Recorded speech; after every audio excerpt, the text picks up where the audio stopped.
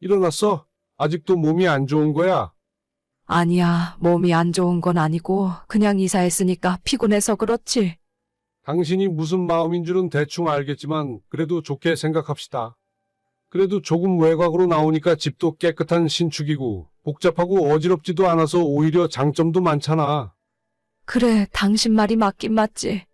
나도 지금 이사 온 동네가 살기에는 더 괜찮다고 생각해. 그냥 좀 아쉬워서 기분이 꿀꿀한 거야. 며칠 지나면 풀리겠지.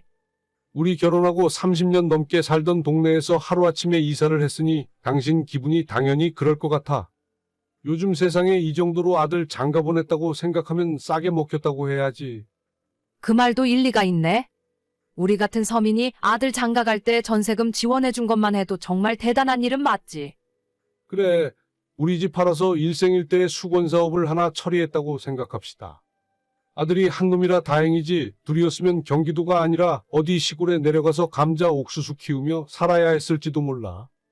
키울 때는 외동이라 미안한 게 많았는데 장가 보내는 값이 이렇게 비싼 줄 알았으면 애 낳지 말고 당신이랑 둘이 살 걸 그랬나 봐.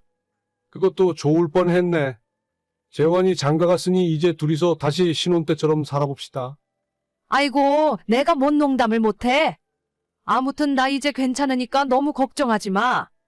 그냥 이사하고 피곤한 데다 당신 말처럼 옛날 동네 그리워서 기분이 조금 안 좋았을 뿐이야.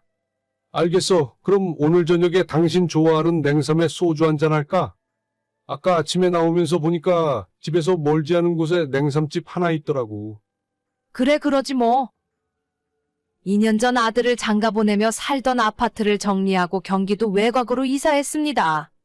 남편이랑 결혼하고 처음 신혼집을 얻었던 것도 예전 그 동네였고 작은 방 한 칸에서 시작해 두 사람이 열심히 일하며 집을 넓혀왔어요.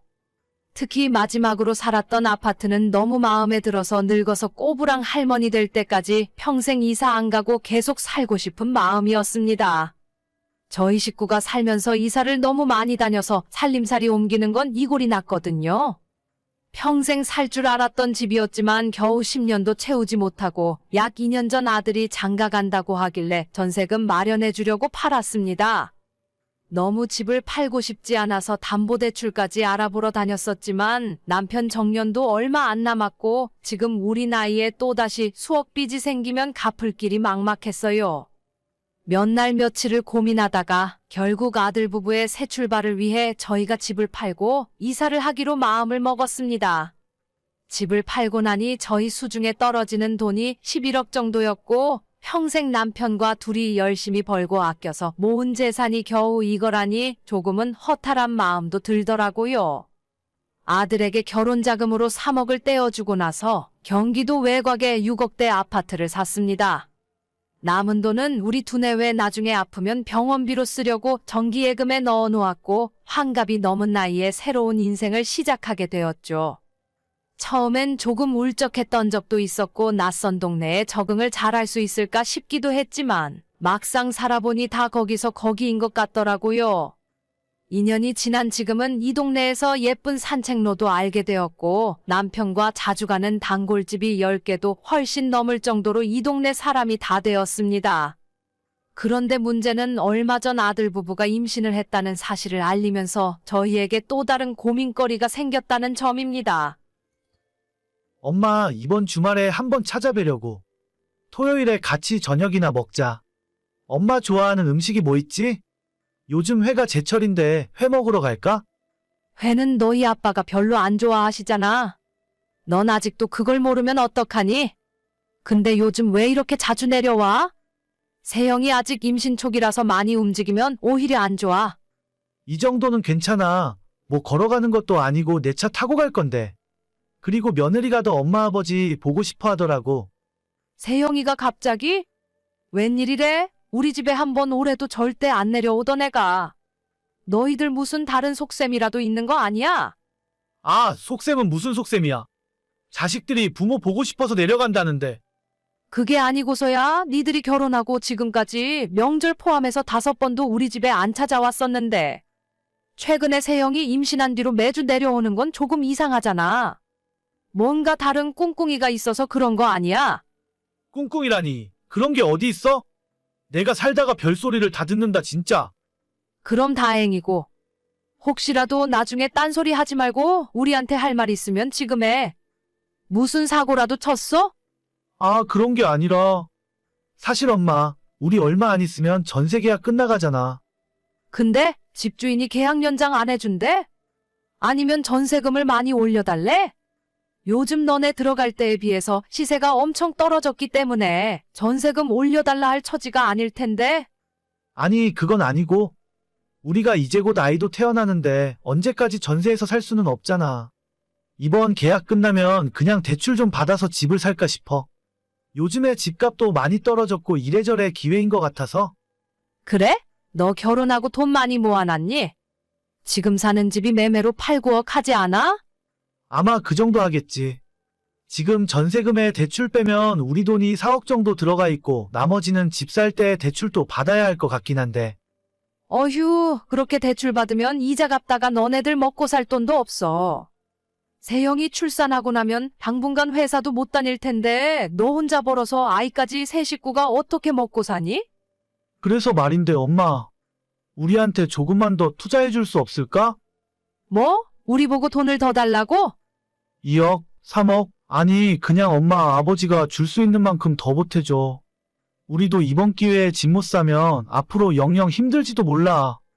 아니 너 장가 보낼 때 우리가 3억이나 보태줬는데 그러느라고 엄마 아빠 집까지 팔고 이사한 거 몰라서 그래?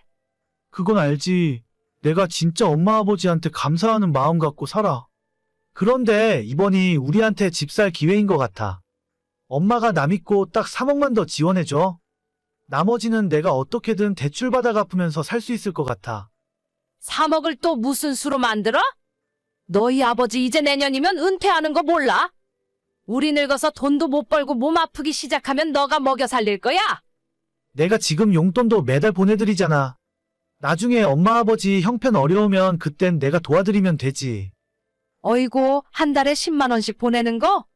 그건 너희 아버지랑 한 달에 한 번 맛있는 거 사 먹고 고맙게 쓰고 있긴 한데.